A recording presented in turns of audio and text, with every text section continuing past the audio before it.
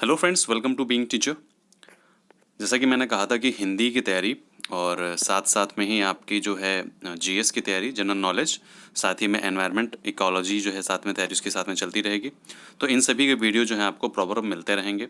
ठीक है, 1 बजे जो है आपको पर डे, 1 बजे दोपहर के आपको पर डे जो है हिंदी का जो वीडियो है वो मिलता रहेगा। उसमें जो इंपॉर्टेंट क्वेश्चंस रहेंगे, बेसिक क्वेश्चंस रहेंगे। आज का जो प्रश्न है, आज का जो ये पीडीएफ है, आज का जो प्रश्न है वो बहुत ही अच्छे हैं क्योंकि शुभारंभ अच्छा होना चाहिए। ठीक है, तो काफ़ी अच्छे प्रश्न मैं एक जो है अच्छे अच्छे प्रश्न लेके आया हूं जो प्रीवियस ईयर से रिलेटेड हैं। ठीक है, और हिंदी के पेपर में कोई भी नया प्रश्न नहीं पूछा जाता है क्योंकि कोई चीज़ नई बनती नहीं है। वही पुरानी चीज़ें रिपीट कर करके, वही पुरानी चीज़ें रिपीट करके क्वेश्चन वही आते हैं, वही पुराने कहीं किसी भी एग्जाम में पूछ लिए गए। जैसे कि भी राजस्थान एसआई का एग्जाम हो रहा है, ठीक है, उसमें हिंदी के जो क्वेश्चन आ रहे हैं उनको भी मैं डिस्कस करूँगा, जिससे कि आपका जो अभी यूपीएसआई के लिए कुछ क्वेश्चन उसमें मिल जाएंगे, कुछ क्वेश्चन आपको यूपी टेट के एग्जाम से मिल जाएंगे, कुछ क्वेश्चंस अभी जो आपके सुपर टेट का एग्जाम होगा, सीटेट का एग्जाम होगा, उसमें आपको मिल जाएंगे।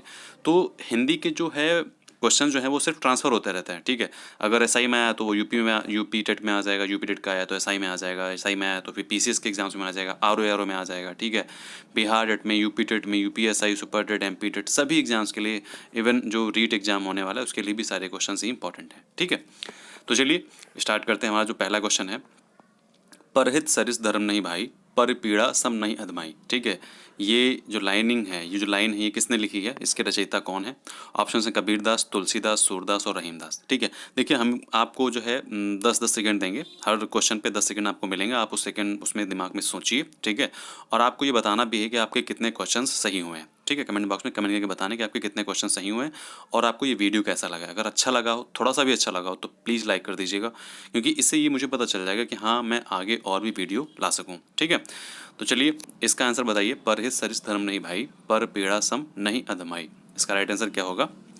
इसका राइट आंसर होगा तुलसीदास। ठीक है, तुलसीदास ने ये लाइनिंग कही है, परहित सरिस धर्म नहीं भाई, पर पीड़ा सम नहीं अधमाई। शायद ये रचना जो है ये रामचरितमानस में ये उसकी पंक्ति है। मुझे पूरी जानकारी नहीं है, लेकिन शायद मुझे ऐसा लग रहा है। ठीक है, तो इसका राइट आंसर क्या हुआ? तुलसीदास ने ये लाइन कही है कि परहित सरिस धर्म नहीं भाई, पर पीड़ा सम नहीं अधमाई। नेक्स्ट क्वेश्चन है हमारे, गागर में सागर भरने का कार्य किस कवि ने किया है? ऑप्शन हैं आपके बिहारी लाल, कबीरदास, तुलसीदास और अज्ञे। इसका आंसर बताइए। गागर में सागर भरने का कार्य किस कवि ने किया है? बहुत अच्छी है। नटत नटत नटत ऐसे करके कुछ था, मुझे भूल गया हूँ। ठीक है, तो ऐसे ही है, तो बिहारी लाल ने की है। ठीक है, तो इनका ऐसे करके कुछ है, नटत नटत खिटत रीजत खिजत मिलत खिलत लजियात। ठीक है, भरे भवन में करत है नन ही सो बात। ठीक है, तो बहुत ही अच्छी लाइन है ये, मुझे स्टार्टिंग के 2 वर्ड्स नहीं याद आ रहा है। ठीक है, तो इसका राइट आंसर क्या हो जाएगा? बिहारी लाल। ठीक है, गागर में सागर भरने का कार्य, मतलब गागर में सागर भरने का कार्य समझते हैं क्या? यहाँ पे एक आपका मुहावरा भी तैयार हो जाएगा, मतलब छोटी सी बात को बड़ा बना के। ठीक है, गागर में सागर भर देना। एक छोटी सी गागर होती है ना, उसी में सागर भर दें। एक छोटी सी बात को, जैसे जो जैसे कि यही जैसे लाइन है, यही इसी में, इसी को गाकर का सागर भरने वाली कहते हैं। नटत खिजत रीछत खिजत मिलत खिलत लजियात। ठीक है, इसी में उन्होंने पूरा गागर का सागर भर दिया है। ओके, नेक्स्ट क्वेश्चन है, सांच बराबर तप नहीं, झूठ बराबर पाप। ठीक है, इस पंक्ति के रचयिता कौन है? सांच बराबर तप नहीं, झूठ बराबर पाप, इस पंक्ति के रचयिता कौन है? तो इसके रचयिता कौन है? कबीर, सूरदास, तुलसीदास, स्वयंभू, कौन है? तो कबीरदास ने इसके रचयिता क्या है, मतलब इसका जो रचना है वो कबीरदास ने की है। ठीक है, नेक्स्ट क्वेश्चन है हमारा कि अष्टछाप के सर्वश्रेष्ठ भक्त कवि कौन है? अष्टछाप। ठीक है, अष्टछाप जो हैं ये अपने ज़माने में अष्टछाप के नाम से जाने जाते थे। ठीक है, कौन है? रामदास, रैदास, सूरदास या कबीरदास? बताइए उत्तर। तो इसके राइट आंसर क्या होगा? सूरदास। ठीक है, सूरदास जो है वो अष्टछाप के सर्वश्रेष्ठ भक्त कवि माने जाते हैं। ठीक है, ये भक्ति काल से रिलेटेड है। ओके, नेक्स्ट क्वेश्चन है हमारे कि भूषण किस रस के कवि हैं? ठीक है, भूषण जो है किस रस के कवि माने जाते हैं? ठीक है, बहुत अच्छा इंपॉर्टेंट क्वेश्चन है कि रस कितने होते हैं। ठीक है, रस को हम अच्छे से पढ़ेंगे, वियोग रस, श्रृंगार रस, वात्सल्य रस, ठीक है, हास्य रस, ये सारे रस हैं, इसको अच्छे से पढ़ेंगे। बहुत अच्छा इंपॉर्टेंट क्वेश्चन है ये। बताइए भूषण किस कवि के, किस रस के कवि हैं? वीर रस, श्रृंगार रस, वात्सल्य रस या कोई नहीं? ठीक है, तो ये वीर रस के कवि हैं। इनकी एक रचना है जो शिवाजी पे इन्होंने लिखी है कि तेज तम अंश पर कान जिम कंस पर। ठीक है, त्यो मलिच्छ वंश पर शेर शिवराज हैं। ठीक है, ये जो लोग हिंदी लिटरेचर लिए होंगे उनको पता होगा, जो लोग नहीं लिए उनको भी थोड़ा सा पता चल गया होगा, कि वो कहीं सुने होंगे, क्योंकि ये कहीं कहीं बोला जाता है शिवराज को लेकर के, जो शिवाजी हैं, शिवाजी राजे, उनको लेकर के जो है बोला जाता है। तो इनकी वीर रस की ये, मतलब भूषण जो है ये वीर रस के कवि हैं। ठीक है, नेक्स्ट क्वेश्चन हमारा कि रामधारी सिंह दिनकर किस रस के कवि हैं? रामधारी सिंह दिनकर किस रस के कवि माने जाते हैं? वीर रस, वात्सल्य रस, वियोग रस और हास्य रस। देखिए, मैं जो क्वेश्चन है हर क्वेश्चन का एक टाइप लेके आया हूँ, ठीक है, और इसी टाइप के क्वेश्चंस में प्रॉपर एक एक वीडियो में एक एक टाइप का क्वेश्चन जो रहेगा पूरा उस पर डिपेंड रहेगा। ठीक है, तो ऑप्शंस हैं आपके वीर रस, वात्सल्य रस, वियोग रस और हास्य रस। तो इसके ऑप्शंस हैं आपके सामने, आप इसका उत्तर बताइए क्या रहेगा। आपको जो कितने भी आपके क्वेश्चन सही हुए वो आपको नीचे काउंट मतलब कमेंट बॉक्स में कमेंट करके बताने हैं। ठीक है, और वीडियो अगर ज़रा से भी पसंद आया तो लाइक जरूर करना मत भूलिएगा। ठीक है, सब्सक्राइब करना है वो आप पे डिपेंड है, अगर आप कर लेते हैं तो आपको ऐसे ही इंपॉर्टेंट वीडियो आपको मिलते रहेंगे। बताइए इसका राइट आंसर क्या हो जाएगा? वीर रस। ठीक है, रामधारी सिंह दिनकर की भी एक रचना है, जैसे कि उनको आपको पता चल जाएगा कि हाँ ये वीर रस के कवि हैं। उन्होंने लिखा है ना, कलम आज उनकी जय बोल, जला अस्थियाँ बारी बारी, चिटकाई जिसमें चिंगारी, चिटकाई जिनमें चिंगारी, जो चढ़ गए पुण्यवेदी पर, लिए बिना गर्दन का मोल, कलम आज उनकी जय बोल। ठीक है, तो ये वीर रस के कवि हैं। इन्होंने मतलब स्वतंत्रता संग्राम के दौरान, मतलब स्वतंत्रता जो 1857 की क्रांति हुई थी उस टाइम जो है सब उन्होंने बहुत अच्छे अच्छे जो हैं कविताएं लिखी थी। नेक्स्ट शब्द है हमारा, क्वेश्चन है कि चारु शब्द की शुद्ध भावात्मक संज्ञा है। चारु शब्द की शुद्ध भावात्मक संज्ञा क्या है, मतलब इसके भाव क्या है? चारु शब्द का भाव क्या हो सकता है? भावात्मक संज्ञा क्या हो? संज्ञा तीन प्रकार की होती हैं। ठीक है, भावात्मक और भी दो संज्ञाएं होती हैं। तो संज्ञाओं को हम अच्छे से समझेंगे, संज्ञा, सर्वनाम, विशेषण, इन सभी चीज़ों को अच्छे से समझेंगे। तो भावात्मक संज्ञा कौन हो सकती है? ऑप्शन हैं चारुता, चारुति, चतुराई या चारुई। तो बताइए कौन सा है? तो इसका राइट आंसर क्या हो जाएगा? चारुता होगा। ठीक है, चारुति, चतुराई और चारुई नहीं होगा, चारुता जो है इसकी भावात्मक संज्ञा हो जाएगी। ठीक है, चारुता का जो मीन है वो मैं एक तरीके से चंचल तरीके से लिया गया, मतलब जो है इसमें चंचलता के आधार पर लिया गया है। नेक्स्ट क्वेश्चन है कि इस हिंदी भाषा की बोलियों के आधार पर छत्तीसगढ़ी बोली है। ठीक है, तो छत्तीसगढ़ी बोली जो है हिंदी भाषा की बोलियों के आधार पर है। तो बताइए कौन सी बोली जो है छत्तीसगढ़ी बोली के आधार पर है? पश्चिमी, पूर्वी, भोजपुरी या छत्तीसगढ़ी? तो बताइए इसका राइट आंसर क्या हो जाएगा? पूर्वी हिंदी। ठीक है, पूर्वी हिंदी जो है इसका राइट आंसर हो जाएगा। तो देखिए, अगर आपको ज़रा सा वीडियो पसंद आ रहा है तो प्लीज़ इसको लाइक करें। ठीक है, और अगर आपको ये पसंद आया तो अपने मित्रों को भी शेयर करें और प्लीज़ सब्सक्राइब कर लें। ठीक है, आपके एक सब्सक्राइबर से कुछ मतलब मुझे थोड़ा बहुत मोटिवेशन मिल जाएगा और आपको जो है ऐसे ही वीडियो फ्री ऑफ कॉस्ट मिलते रहेंगे। ठीक है, अगर आपको जुड़ना है चैनल से तो आप यहाँ पे इस PDF पे क्लिक करके, मतलब क्लिक हेयर पे जा करके जुड़ सकते हैं। ठीक है, टेलीग्राम पे जुड़ना है तो आप जा करके बीइंग टीचर सर्च कीजिए, वहाँ पे आपको टेलीग्राम का जो चैनल है मिल जाएगा। ठीक है, बीइंग टीचर 01। नेक्स्ट क्वेश्चन है हमारा कि निम्नलिखित में से कौन सा एक उपन्यास जैनेन्द्र द्वारा रचित है? ठीक है, जैनेन्द्र द्वारा कौन सा उपन्यास रचित है? अलख, परख, रानी रंभा या फिर रानी दुर्गावती? इसका राइट आंसर क्या हो जाएगा? परख। ठीक है, क्या राइट आंसर हुआ? परख हुआ। ठीक है, नेक्स्ट क्वेश्चन है कि कामायनी किस प्रकार का ग्रंथ है? कामायनी किस प्रकार का ग्रंथ है? महाकाव्य है, काव्य है, कहानी है या उपन्यास है? तो बताइए राइट आंसर क्या होगा इसका? काव्य है कि महाकाव्य है? राइट आंसर क्या होगा? महाकाव्य है। ठीक है, कामायनी जो जयशंकर प्रसाद के द्वारा जो है लिखी गई है और ये क्या है? महाकाव्य है। ये सारे के सारे प्रीवियस ईयर क्वेश्चन पेपर हैं। ठीक है, प्रीवियस ईयर के क्वेश्चन हैं ये, तो इनको बिल्कुल भी अवॉइड मत करना। नेक्स्ट क्वेश्चन, निम्नलिखित रचनाओं को उनके रचनाकारों के साथ सुमेलित कीजिए। बहुत ही अच्छा क्वेश्चन है ये। ठीक है, तो कविकुल कल्पतरु जो है ये किसकी रचना है? ललित ललाम किसकी रचना है? शिवा बावनी किसकी रचना है? और काव्य निर्णय जो है किसकी रचना है? तो बताइए कल्पतरु किसकी है? चिंतामणि की। ठीक है, कल्पतरु जो है कविकुल कल्पतरु चिंतामणि ने लिखी है। ललित ललाम किसकी लिखी है? मतिराम कूट की। ओके, फिर शिवा बावनी किसकी लिखी है? भूषण की। ठीक है, शिवा बावनी जो है भूषण की लिखी है। नेक्स्ट है क्या है? काव्य निर्णय किसकी है? भिखारीदास की। तो राइट आंसर क्या हो जाता है? बी, मतलब 3 4 1 2। नेक्स्ट क्वेश्चन है कि हिंदी भाषा का प्रथम महाकाव्य किसे कहा जाता है? बहुत अच्छा क्वेश्चन है ये। ठीक है, उम्मीद है आप लोग इसको उत्तर आपके दिमाग में आ गया होगा। राइट आंसर क्या है? पृथ्वीराज रासो, जो कि चंद्रबरदाई के द्वारा लिखी गई है। ठीक है, रामायण किसने लिखी है? रामायण लिखी है महर्षि वाल्मीकि ने। रामचरितमानस किसने लिखी है? लिखी है तुलसीदास ने। और गोदान किसने लिखा है? कमेंट करके आप बताइए नीचे, गोदान किसने लिखा है? और गोदान को भी हम महाकाव्य कहते हैं। ओके, नेक्स्ट क्वेश्चन है कि हिंदी खड़ी बोली के जन्मदाता कौन से हैं? हिंदी खड़ी बोली के जन्मदाता ऑप्शंस आपके भारतेंदु हरिश्चंद्र, बिहारी लाल, नागेंद्र और अज्ञेय। अगर आप इसमें से 25 में से अगर आपने 20 सही कर दिया तो ये मान के चलिए कि आप हिंदी की तैयारी आपकी बहुत अच्छी है। ठीक है, आपको बस रिवीजन करना है।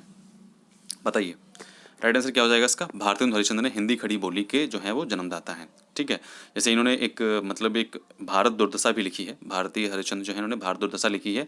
रोवहूँ अब मिलके आवहूँ भारत भाई, हा हा हा भारत दुर्दशा ना देखी जाई। ठीक है, इनका जब ये 1857 की जब वो हुई थी, क्या नाम, रिवोल्ट हुआ था, ठीक है, तब के टाइम की जो है ये मतलब ये जो है इन्होंने कविता लिखी थी। ठीक है, नेक्स्ट क्वेश्चन है हमारा कि देवताओं की लिपि किसे कहते हैं?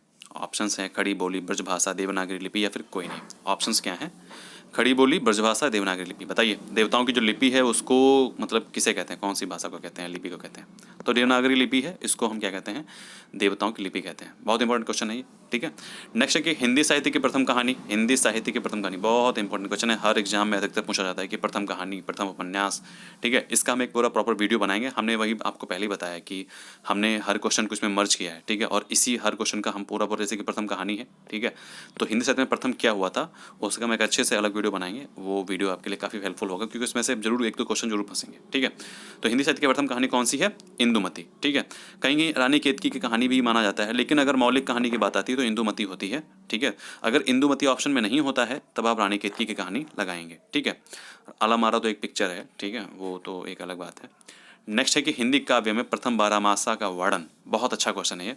हिंदी काव्य में प्रथम बारहमासा, प्रथम बारहमासा का समझ रहे हैं मतलब क्या होता है? मतलब ऐसे कौन सा मतलब काव्य है जिसमें कि जनवरी, फरवरी, मार्च, अप्रैल, मई, जून, जुलाई, अगस्त, सितंबर, अक्टूबर, नवंबर, दिसंबर तक 12 मासों का पूरा वर्णन हो गया है। ठीक है, तो बिसल देव रासो है, इसमें 12 मासों का वर्णन हो गया है।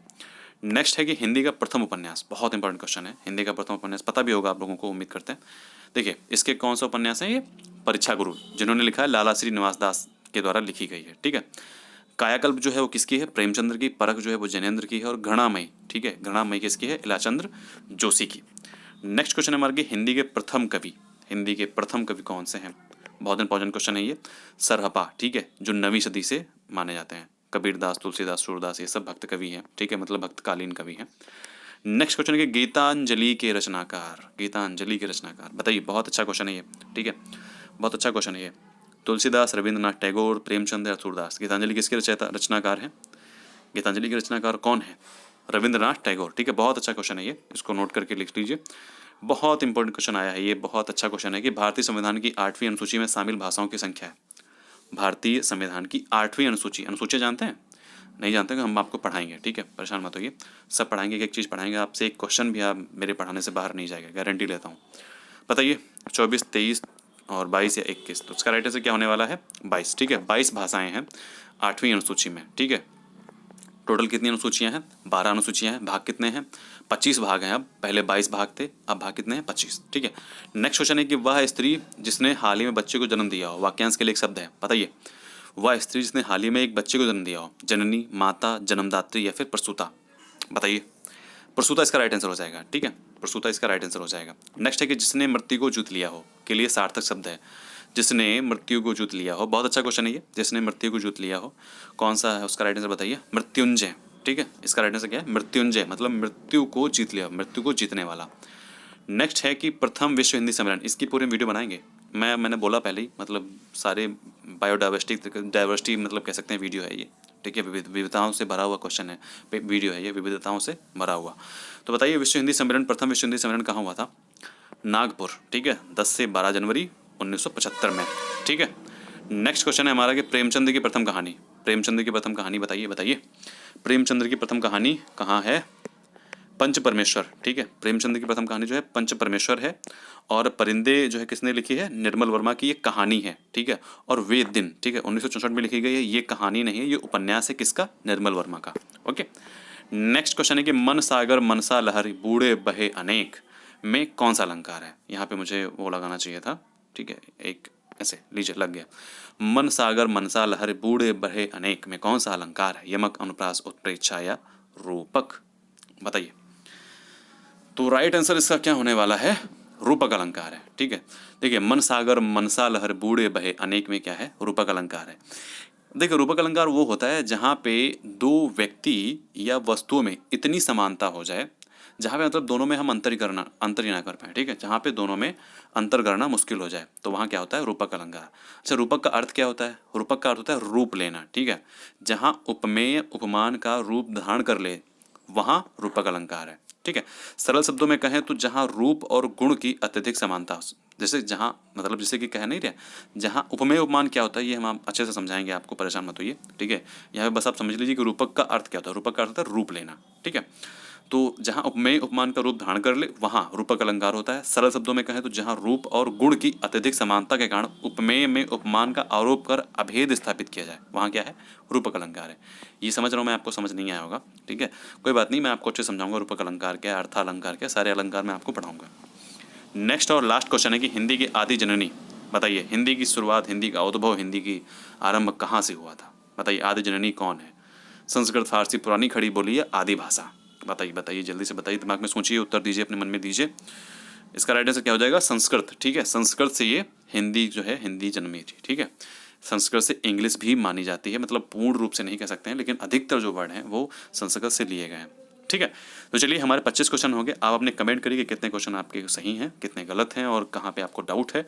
आपका सारा रिप्लाई, आपके सारे डाउट्स जो हैं आपके, उसके रिप्लाई दिए जाएंगे। जल्दी मिलते हैं एक नए वीडियो के साथ में। ध्यान रखिए अपना, बाय बाय।